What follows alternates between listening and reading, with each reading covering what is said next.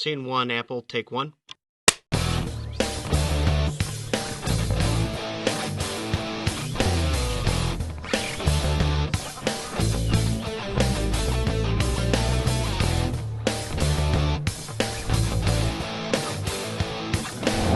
Hey everyone, welcome to this special episode of Film Notes.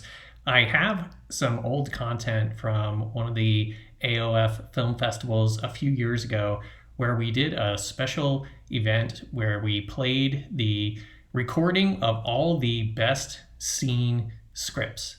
And to do that, I recruited a bunch of voiceover talent, and we had them read all the characters and put them out. So each director would know what it sounded like to hear their script, best scene, read aloud. Thought it might be really fun to put this out as a bonus episode, so please enjoy. Search for Independence, written by Harold Brown. Interior Beck Ranch, Quonset night. Jeff stands at whiteboard schematic headed ice. Boxes are labeled fuel, controller, mixer, membrane, energy. Still visible is Einer's note, unintended consequences assessment, independence. The fuel is the hydrogen cartridge you sent me. The processor controller is the microchip processor Grandpa and I built. Jeff tips his Calgary Stampeder cap back and holds a blue USB drive up to his computer camera. He's Skyping with Kayla. This contains the program that runs the whole thing, and... Time for a drum roll? He plugs a power cord into the aluminum-sided case. Banks of LEDs hanging from the ceiling flash on. The result? The production of an endless stream of electricity. It works! Ice really works! Jeff walks to the whiteboard and immediately erases everything except the word independence. Never say ice. It scared Grandpa. Ketla's puzzled. It's independence. He always spoke of energy independence. Couldn't have done it without your help. Interior Iceland Tech Lab, same time. Katla stares at Jeff on her computer screen. And the bank. Didn't think they'd give you $250,000. Intercut, Quonset and Iceland Tech Lab. But I got a loan. Now I need to get the patent registered, and then... Did you do an unintended consequences assessment? Jeff looks at the aluminum case. Grandpa Beck lectured us on doing a UCA many times. I need an interested party to invest to pay back the loan. I've got to register independence. What do you think will happen when your government, any government, big oil companies, power companies, find out what you've done? Done? What do you mean? Invented? You'll be a target. A hero? They'll want a piece of you, a piece of the prize, or they'll want to bury it. Jeff opens the aluminum case. Think about it, Jeff. I have, and it's scalable. Katla stares at the aluminum case beside Jeff. Scalable? Forget about that powering a hybrid car or a house for a full month. You're talking office towers, an entire city, a country. You'd replace utility companies and the entire oil industry. 1 month? I'm tweaking the microprocessor. It'll provide power for 4 months. A family could rent this case and buy a refueling cartridge for $100. Grandpa Beck might ask if you're on the wrong shelf in life with this. The wrong shelf. Last time he said I was pursuing the wrong dream, I just quit university to help him on the ranch. Okay, but you definitely need to do a UCA. Before you unleash it, you can't fix the chaos after. The world needs to know. You mean you want the credit? Jeff turns away from his monitor. Katla notices. I saw that. Right now. I need the money. Okay, register ICE, independence with the Canadian authorities. I want to register it in Iceland. You listen to the news over here? Silence. Our government technology agency has been hacked. Iceland's patent office? Yep. First they denied it. Then there were the usual suspects. Now a rogue US computer type claims it's the work of the NSA. I need backers quickly, or I can kiss independence and the ranch. The sound of a distant gunshot. What's that? Cattle rustlers? I've got to go. Get down here. Now. Featuring Jeff, read by Matt Gallagher. Katya, read by Ellen Richards. Dr. Ives, read by Danica Jensen. Narrator, read by Shane Borza. Benny B by Michael William Hogan. Interior Buchenstein residence afternoon. Benny's daughter Catherine and grandson Wyatt let themselves into the house through the front door. Hello? Dad? Hey, hon, over here. Catherine and Wyatt follow Benny's voice into the kitchen. Interior Buchenstein kitchen. Benny sits on the floor surrounded by dozens of cases of bubblegum. Oh my God. Grandpa! There he is. Wyatt, buddy, come here. I got something for you. What's in all the boxes? Wyatt stoops to give Benny a hug. Benny blows and pops a big bubblegum bubble. Want to join the big leagues? Here. Dad, what is all this? It's bubblegum, Catherine. The good stuff. It's a little early for Halloween handouts. Never too early to be prepared. Are you okay? Mom's really worried about you. Your mother's having another midlife crisis. Wyatt blows and pops a bubble. Good one, buddy. You know that's not it. I've refused to get stuck in the middle of you two, but she asked me to come by and pick up a few things to ship to her at Aunt Nettie's. It's probably safer there. Look, why don't you and Wyatt drive the stuff to Nettie's place and stay for a while? We can't do that. I have to work. Aunt Nettie has a pool. Can we go, Mom? We aren't going to Phoenix, Wyatt. You know, Dad, I've been through some not so fun changes myself. I get your unhappiness, but lately I'm seeing what Mom's been talking about. I'm worried, and I think you need some professional help. Well, thanks for your concern. Fact is, I need a lot of help because they're coming in less than a week. Who's coming? The Zeppendulars. They're going to start the harvest and, well, we've got to be ready. Catherine grabs Wyatt by the shoulders and moves him behind her, away from Benny. Dad, we'll just grab those things for Mom and be on our way. Please, Kath, tell me you'll take Wyatt to Phoenix soon. Very soon. Dad. And take some of this with you as a favor to me.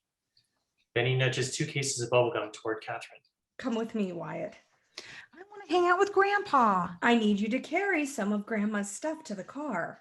Catherine, please. I don't want my family to be eaten by aliens. Aliens? Cool. That's it. You're scaring him. Catherine grabs Wyatt by the arm and drags him down a hallway. I'm not scared. Dad, go out in the backyard until we're gone. What? Why? This is my house. Catherine and Wyatt disappear down a hallway. Benny dejectedly slouches out the back door.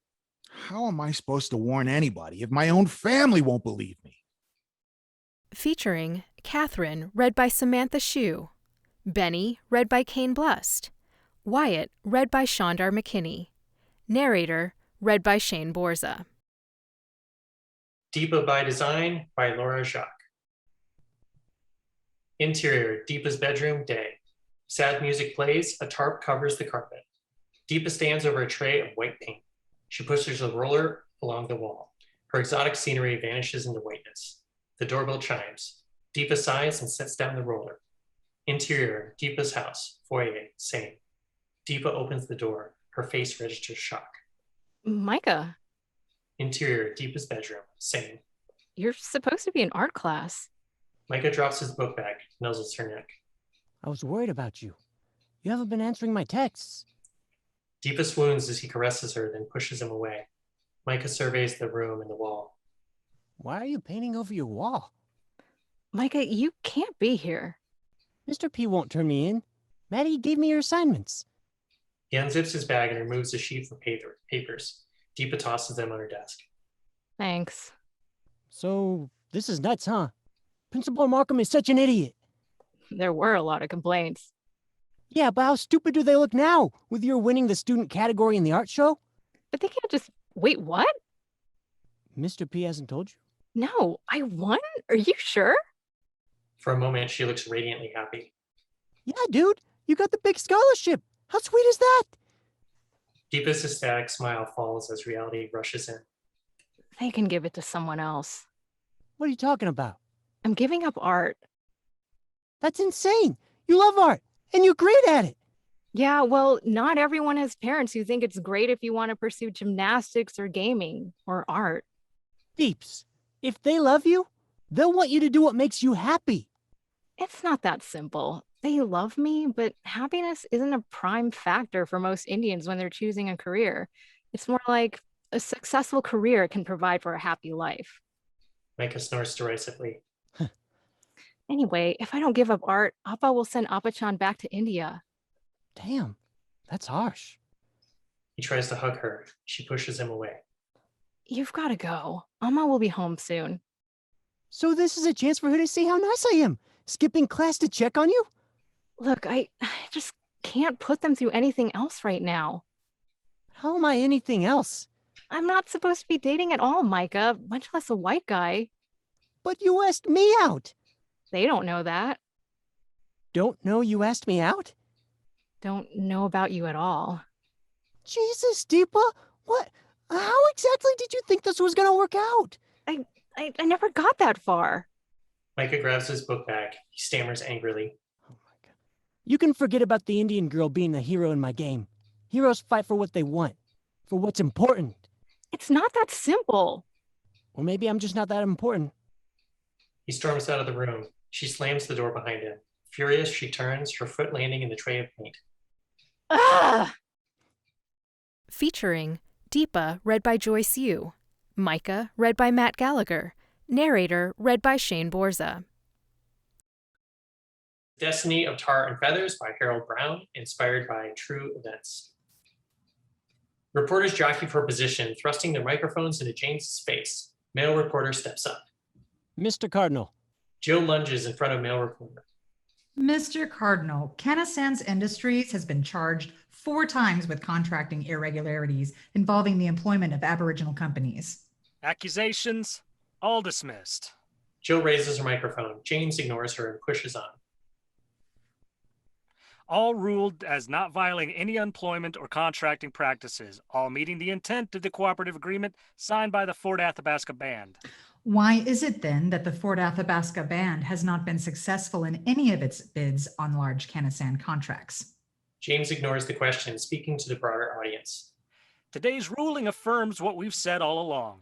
The allegations were unfounded and an unnecessary waste of the court's time. Don't you think? Canasan's is a good corporate citizen, a solid member of the community. More than $20 million in contracts have been awarded to local band contractors. Jill pushes microphone in front of James. Your firm is certainly benefiting from the shoddy contracting practices of big oil companies. James searches the crowd for a friendly reporter with a question. More to the point, they seem to be winning at the expense of those who aren't able to defend themselves. Archie pushes to the front. Excuse me, I don't like what you're implying.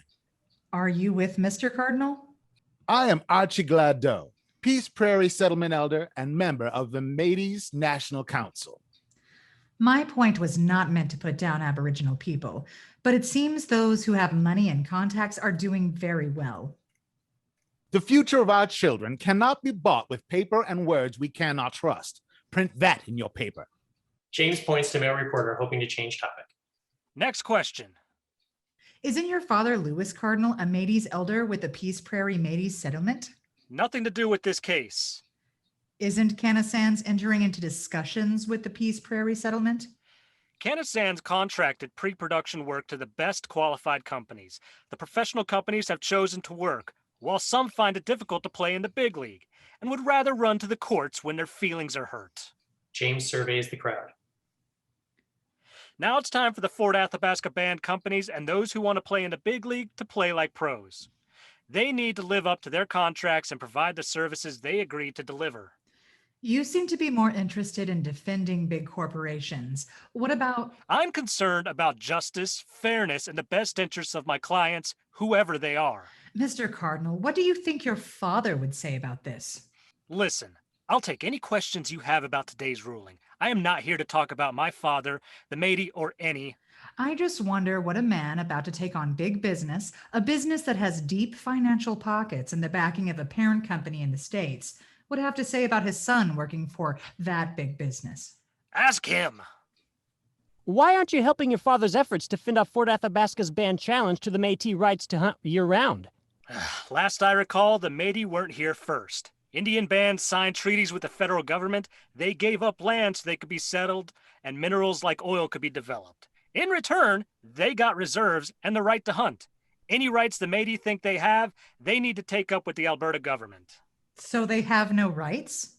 Look, French marry English, English marry Indians. Indians marry French. They're not French, English, or Indian. They're all half-bloods. The Alberta government chose to recognize the half-French Indian by giving them Métis settlements. The only province in Canada to do this. Off settlement, English, French, Indian, Métis have the same rights as any other Albertan. He hands me the scrum and pushes past Jill and male reporter. Featuring Male Reporter read by Matt Gallagher, Jill read by Shondar McKinney, James read by Stephen Diaz, Archie read by Kane Blust, narrator read by Shane Borza. Epic Nights, written by Nathan Martinez. Interior Las Vegas nightclub, Chad Jordan's table, night. Hello, Ashley. I'm Johnny. How do you know my name? I did my research and asked around about who the most beautiful girl in Las Vegas is. Everyone I talked to said her name was Ashley Brooke. Once I saw you walk in, I just knew that had to be you. Oh, is that right? So tell me, Johnny, was it? How many times have you used that line since you've been in Vegas? First time. Well, Johnny, if you did your research, then you'd also know I have a boyfriend. I heard that, but I'm not interested in him. Only you. Is that a fact?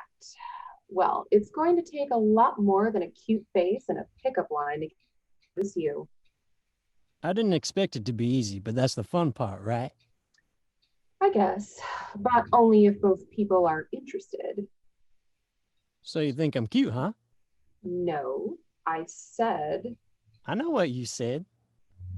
well, someone seems to think very highly of themselves.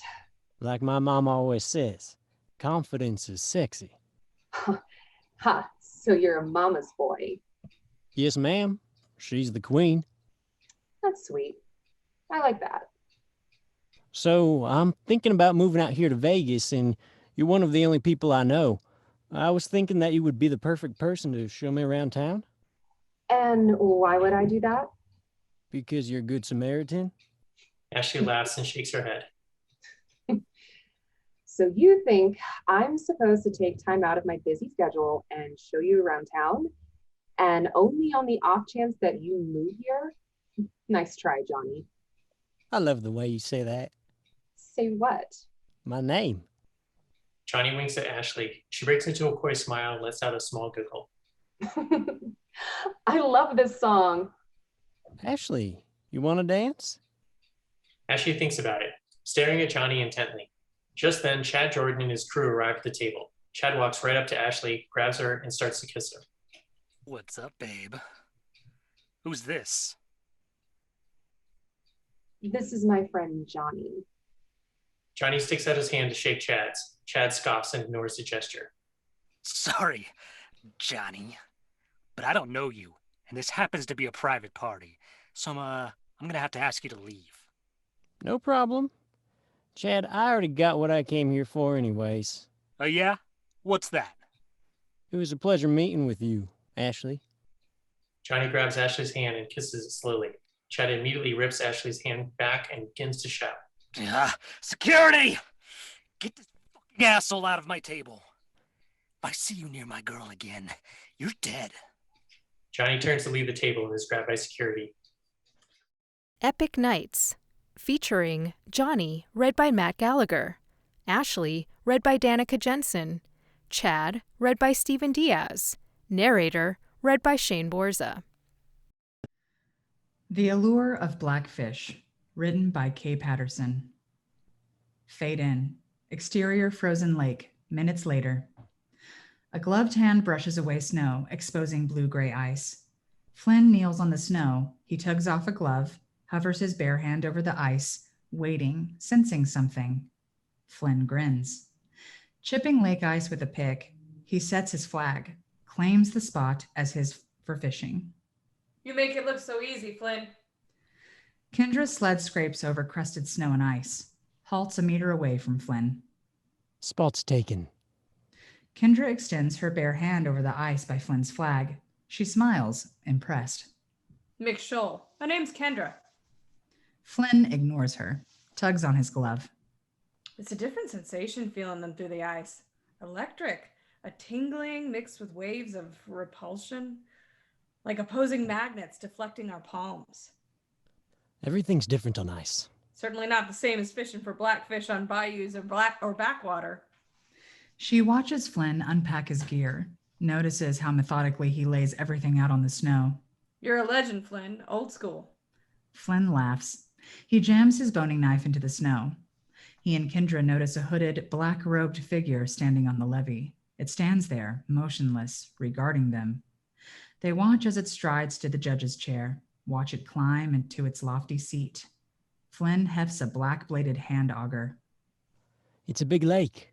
I'd choose another spot if I were you. Trying to scare me off? Flynn carries his auger past her. Just offering a bit of advice. Ignoring the suggestion, Kendra paces off from Flynn's flag to a spot 12 steps beyond it. She mimics his technique for sensing a shoal, smiles in satisfaction, certain she's found one. Jamming a pick into the ice, Kendra chips a small hole and sets her flag. An air horn blares. On the judge's chair, a sign reads, Round 1. Black and red-bladed augers drill into ice. Both contestants ladle slush from their 10-inch holes. A single fishing hole each. Flynn grabs a rectangular red flag tip-up off the snow. Beneath the railed wooden device is an attached spool of fishing line. Flynn pops open his tackle box. He fits the tip-up spool line with a silver sinker and a minnow-shaped lure with a single gold hook. From a 5-gallon bait bucket, Flynn grabs a thin roll of cash. He zip-ties the cash to the lure. As he drops the baited line in his fishing hole and submerges the spool, Flynn glances at Kendra. She's baiting her line with a small, round-framed mirror. Flynn presses the wooden tip-up rack over his hole. The rack's red flag instantly pops skyward. That's fast. Flynn starts hand-pulling his catch. They're that greedy. The orange flag on Kendra's tip-up pops up. In that vein. Flynn glides a thick, eel-like black fish out of the ice hole. The fish's outer body glistens with slime. Black gills fan out as it gasps cold air. Flynn unhooks the fish. He sloughs off its slime and dumps the fish inside a plastic cooler, then deftly resets his tip-up rig with a fresh wad of money bait. Kendra's catch is smaller, arm thick and squirmy. Flynn's haul looks larger than Kendra's in size and weight. They catch fish after fish until the air horn blares. A new sign on the judge's chair declares, Round 2. Fade out. Featuring Kendra, read by Samantha Shue. Flynn, read by Matt Gallagher. Narrator, read by Shondar McKinney. Hey everyone, sorry to stop the show, but we have to pay some bills around here. And to do that, I wanted to point out a couple things I have on offer at my site, shaneborza.com. If you scroll down to my courses, you can see I have both a content creator live class and a DIY version. These teach you everything you need to know from a production standpoint so you can either get a writing project done, an audio project, or a film project. Doesn't matter, it works for everyone. If you scroll down, you can see some of my clients and some of the testimonials people have left telling you how helpful this has been for them. So I hope you check that out. You can also go to my shop and you can see all that I have on offer to include coaching programs, audio stuff like soundtracks, film production stuff. I have filmmaker bundles, all types of things you might need to help you get your art out into the world. As you can see, I also have a number of books. They are all on Apple Books. So you can go to my site and get them directly, or you can go to Apple Books, put my name in, and then you can see all the books there. They are easily downloadable and you can read them on an iPad or something like that. There are coaching books here. There are poetry and photo books here. And I'm very excited. I just updated my Film Notes workbook and Film Notes book. They are expanded and updated 2023 editions. So please check those out if you want some extra stuff to help teach you production. And now back to the show. The Extraction List by Renee M. Milland. An inconspicuous van that appears to be a work vehicle. The perfect disguise. Kane in a hooded sweatshirt leans against the wheel, looks up at the stars. The door slides open and Riley emerges. Can't sleep? Can you blame me? No.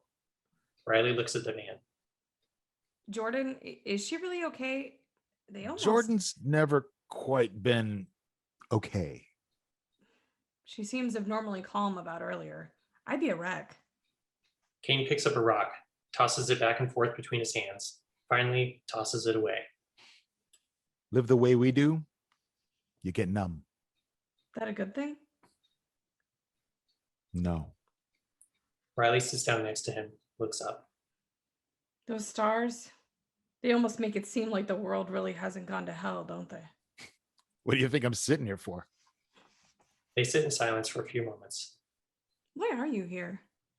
Money. Lots of money. Bull. Why are you here really? Kane pauses, choosing his answer carefully.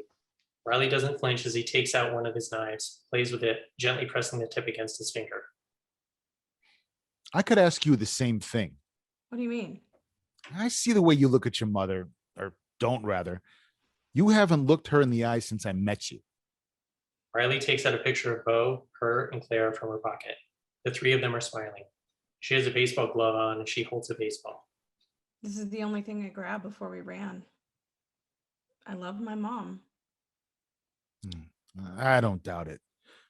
But I wonder why you weren't snuggled up in the van next to mommy instead of sitting here in the cold with a stranger. Maybe I'm curious. You make me curious. I have that effect on people. But I also know your face. My face? The face of a person who loves someone and hates them at the exact same time. Riley hears a noise in the distance, leans closer to Kane. She briefly notices herself do it and pulls away. Animals. Just animals. You know the woods, huh? I know the night. Riley shivers. Kane unzips his sweatshirt, exposing toned arms. Riley notices. He hands her the sweatshirt. After a moment's hesitation, she accepts. Thanks. Kane nods. Riley pulls her hands in the pocket, puts her hands in the pocket of the sweatshirt, feels something inside, pulls out a small carved wooden soldier. What's this? Something that reminds me even before this. Life has never been simple. Riley hands it to him. He puts it in the pocket of his jeans.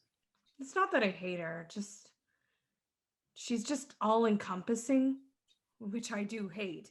She swallows up everything around her. Riley gets up, peeks through the window of the van. Claire tosses and turns in a fitful sleep. My dad left because he didn't feel like he mattered anymore. Maybe he didn't, because what she needs always takes over everything else. She looks down, breaks eye contact. Everyone else. Riley sits back down, fiddles with the sleeves of the sweatshirt, too big for her frame. I think I'm disappearing a little each day. Eventually I'll be gone, snuffed out by her blinding light, or maybe the spotlight's why I can't see. She can't seem to avoid it. Must be hard being the daughter of the American Moses. Didn't get us to the promised land, but she sure as hell let us into the desert. I think she wanted to do a good thing. Yeah, but good intentions, road to hell and all that. There are many roads to hell, kid. What about you? Who do you love to hate or hate to love? Kane stares at her, gets up and extends his hand. I want to show you something. Riley takes it. What is it? How not to disappear. Featuring Riley, read by Samantha Shue. Kane, read by Kane Blust. Narrator, read by Shane Borza. The Ones Inside by Alicia Sophios. Interior, diner, day. Alicia spots Gypsy right away, slides into a back booth across from her. Before she can speak, a waitress in a striped apron is there. Coffee? Alicia looks at Gypsy. Gypsy shakes her head politely, taps her water glass. I'm fine. Coffee, please. Black. Hey, you're that reporter. Waitress looks over at Gypsy, puts two and two together. I'll get that coffee. Alicia waits until she's out of eavesdropping range, sighs. I know, people are scared of us. I'm not.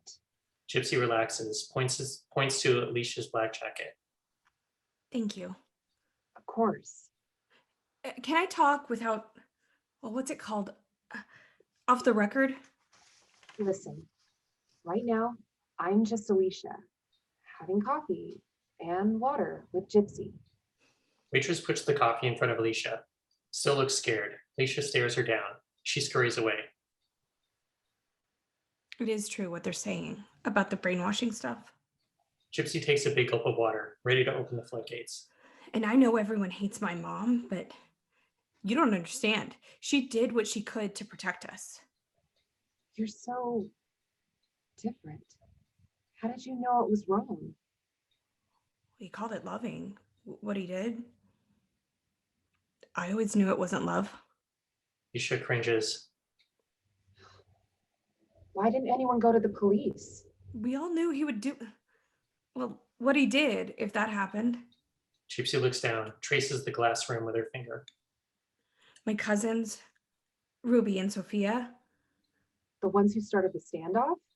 Gypsy nods. When they ran away, he took it out on us, controlled us more, didn't let us out of his sight, hid us in rusty old boats, tents in the mountains, the school bus, and then in that house. Alicia drops her head. Where are you staying now? In a shelter.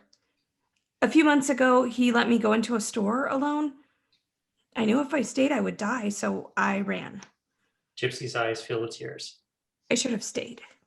Alicia puts her hand over Gypsy's scarred hand. You're alive because you got away. But the ones inside, they didn't. Alicia pulls her napkin out from under the silverware, hands it to Gypsy. The first time I ever cried was the day I ran away. He didn't let us. My family still haven't cried. At least he can't hurt you anymore. Oh, he's still in control. It's why I wanted to talk to you. He only kept them alive in case he gets out someday. I'm worried about them. Gypsy gets emotional. You know, I had this dream that someday I would come back and save everyone. She breaks down. Alicia leans in more, touched, then looks down, trying to process and solve. Yes, that's it. Maybe we still can. We? Featuring Waitress, read by Ellen Richards, Alicia, read by Danica Jensen, Gypsy, read by Samantha Shue, narrator, read by Shane Borza. To save a boy. Interior, the Cultural Center day. Ebba and Anton sit at the piano, play around and test the basic melody they have down. It's fun. Anton is more relaxed now. Ebba restarts the melody and Anton looks focused. He starts singing. Ebba fills in and sings along. I'm standing here outside your door. Can't come in despite my attempts. Everything's as before. Anton stops singing. He continues humming along without lyrics. Ebba stops playing. There's something to it. Great. Do you want a soda? Anton nods. Ebba goes to the kitchen.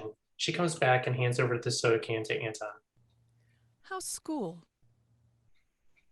Anton shrugs his shoulders. Do you like the people you live with? Anton shakes his head. You'd rather be with your dad? Yeah. Is he nice? Yeah. What do you normally do together? Your dad and you? Don't know. Sometimes we watch films. Okay. Ebba takes a few things out of her pocket. I'd like to show you something. Look at the balloon. She hands it to him. It almost looks sad. You barely see it when it's lying there. Anton takes the balloon, looks at it, and feels it. It looks dead. But look here. If I think good thoughts about it and blow them up in my mind, it grows. Ebba blows up the balloon a little. It grows. Do you see? It's more visible now. Nice and red. It looks like it's feeling better, don't you think? We can do that with love. Anton wrinkles his nose. Ebba smiles. Have you ever felt love? Anton shakes his head, his nose still wrinkled. Love is a beautiful thing. You kiss and stuff. It can be that. You can hug and say nice things to each other. That's also love. Anton nods and looks to the ground. Ebba picks up a needle. Here, feel this. Anton touches the needle with his finger. It's sharp. Exactly. You could hurt yourself on it, couldn't you? Anton nods. And that's not fun, is it? When it hurts. The needle could destroy the balloon, couldn't it? This small thing can destroy this big balloon. We can call this sharp little needle hatred and anger. Do you get angry sometimes? Anton nods. When Dad says I'm not allowed to play computer game. Does Dad get angry at you when you get angry? Anton nods. But it passes after a while, right? And then you're not angry anymore. And maybe Dad tells you he's sorry, too. Anton looks at her without answering the question. Ebba picks up the Scotch tape. Scotch tape is good. You can fix a lot of things with it, can't you? Dad made me armor with Scotch tape and cardboard once. Ebba looks at Anton, loses her train of thought for a second. She nods. He did? Was it nice? Anton nods. Let's call the Scotch tape the truth. It fixes things. It protects things. Okay. Ebba blows up the balloon fully and ties it at the end. Now I filled it with a lot of love and locked it in. She attaches a bit of scotch to the balloon. Now this needle, the hatred, wants to ruin the love. Why? The needle is scared of what it is to be grand and beautiful. And sometimes when you're scared, you become angry. Anton nods slowly. Ebba leads the needle to the balloon. Anton covers his ears and squints. The needle goes right through the balloon, but nothing happens. The needle falls to the bottom of the balloon. Anton looks surprised. Why didn't it pop? The truth keeps the love together. Truth and love win over hatred. Always. Ebba smiles at him. Why did your dad tell you not to talk to me? Anton takes a sip of his soda. He said people like you are parasites. Ebba is taken aback. Do you know what that is? Anton shrugs his shoulders. Do you think I'm a parasite? Anton doesn't respond. Ebba is visibly upset and tries to control herself. The things your dad says sometimes are just what he thinks, right? Not what you think. Okay. You know that your dad can go to prison. He's angry and afraid. Anton looks increasingly reserved. Ebba begins to get fired up. You can't believe everything he says to you, Anton. Do you know what your dad did to me? Anton gets up hastily and runs out of the cultural center. Ebba barely has time to react. Damn. Ebba runs after him. Featuring Ebba, read by Ellen Richards. Anton, read by Matt Gallagher. Narrator, read by Shane Borza. Warrior Spirit by Chris Tessera. Interior Prisoner's Office Day. I know the last few fights have been rough, but you're gonna have to dig deep for this one. Martinez is tired of waiting for his title shot. He's pissed off. Yeah, I know. So 125,000, right? Right. Prisoner pauses. You could double that money. Huh? Bet your entire purse. Jake looks bewildered. Jesus, that's a huge gamble. Yeah, but if you don't do it, you definitely won't be able to pay for your daughter's operation. I don't think you have any other choice. Jake stands up. Who would even take the bet? Sal Marconi would. I thought you told me not to deal with the mob. That was if you were asking them for a loan. You're putting up your fight money as collateral here. You lose, the money goes to them, and that's the end of the story. Jake stares out the window. You think I can beat him? I won't lie, Jake. It's going to be a very tough fight. Jake turns to him. How soon's the fight? A month, which doesn't give you a whole lot of time. Jake looks at him. You son of a bitch. Featuring Jake, read by Kane Blust. Pisner, read by Matt Gallagher. Narrator, read by Shane Borza. Wonder Drugs by L. Andrew Cooper. Interior, Harriet's bedroom, morning. Harriet and Shayla, still a lion, sleep in bed, tangled in bed covers.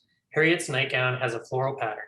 The alarm clock chimes. Harriet swats it with a languid hand and arm. She keeps her eyes closed. No, I can't. I won't. Harriet opens her eyes. The ceiling feels close. I have to. Oh, who says you have to? Shayla's head pops up. She looks at Harriet, then down at the bed.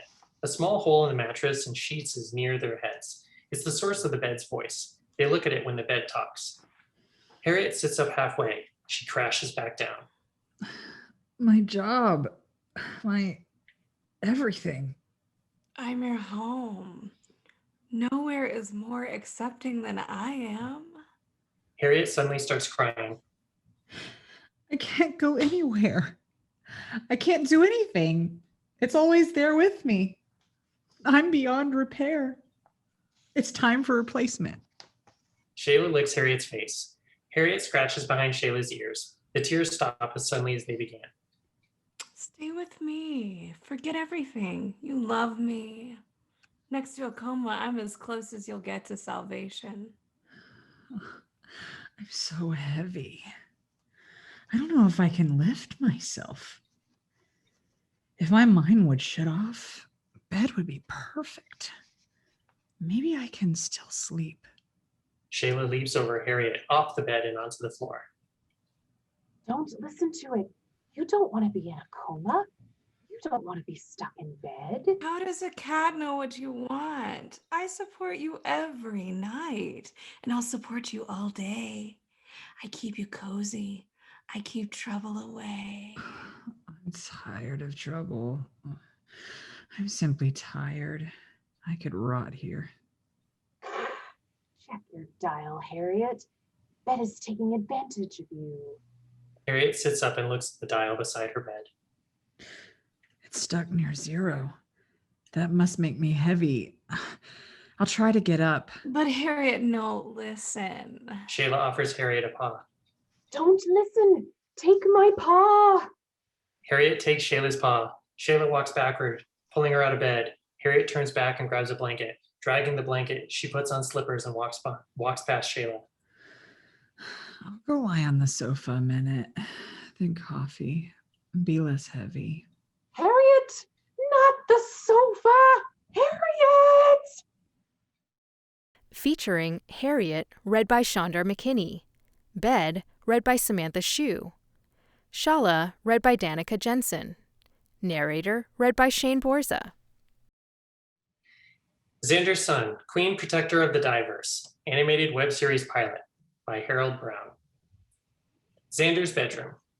Oliver sneaks up behind Xander sitting at her computer. He's wearing the gaming glasses. Ooh.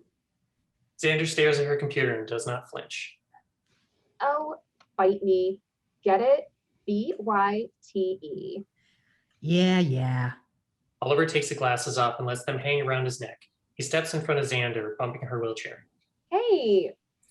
He motions to a piece of her long sweater under her wheel. Still trying to look older? Xander smiles. It's not working. Older than you, little bro, and don't you forget it. Taller than you. Older than you. But you're still a kid. I'm a teenager. Barely. Oliver yanks her sweater away from the wheel. I've been hacked again. It's all your fault. Xander motions to her black monitor. You're not the only one. I was trying to do you a favor.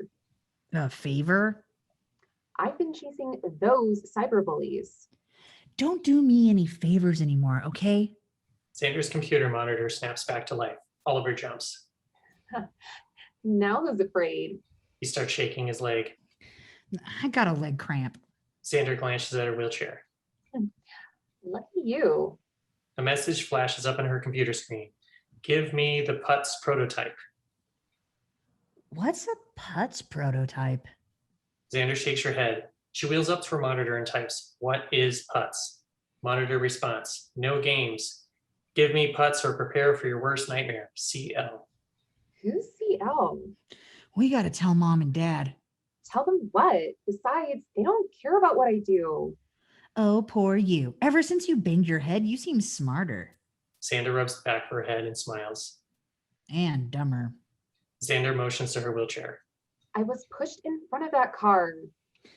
Yeah, that's what you say. Mom and Dad say you were off running around on one of your crusades and weren't paying attention. Ugh, oh, bite me. Mom says you had your eyes glued to your stupid phone. Xander appears to not hear this last comment. Now I'll never leave home. She searches for something positive to say, forces a smile. Because I don't have to. What do you do when you really grow up and Mom and Dad aren't around? Maybe I'll be cured by then. Oliver's look turns worried. Oh, you really do care about me. It wasn't my computer. Xander notices the gaming glasses around Oliver's neck. Dad's work computer? Oliver shrugs. How did it get there in the first place? Oliver shrugs. I was asleep. Then I got hungry. Went for a peanut butter sandwich. You got into Dad's safe? Oliver smiles. You didn't touch Dad's work goggles. These are just some old gaming glasses. Oliver pulls the glasses off and tosses them on her bed. Featuring Oliver, read by Shondar McKinney. Xander, read by Danica Jensen. Narrator, read by Shane Borza. Special thanks to Joyce Yu for the additional voiceover in this episode. To learn more about Joyce and what she does, go to joyceyu.com. Thanks for watching. If you'd like to support the show, please click on the link below. You can also contact me at my website if you have any questions about filmmaking or anything else. Off to the side, you'll see a couple of my books, Film Notes and the Film Notes Workbook. I encourage you to check those out if you'd like to learn more about filmmaking. See you in the next episode. Scene 1, Apple, take 1.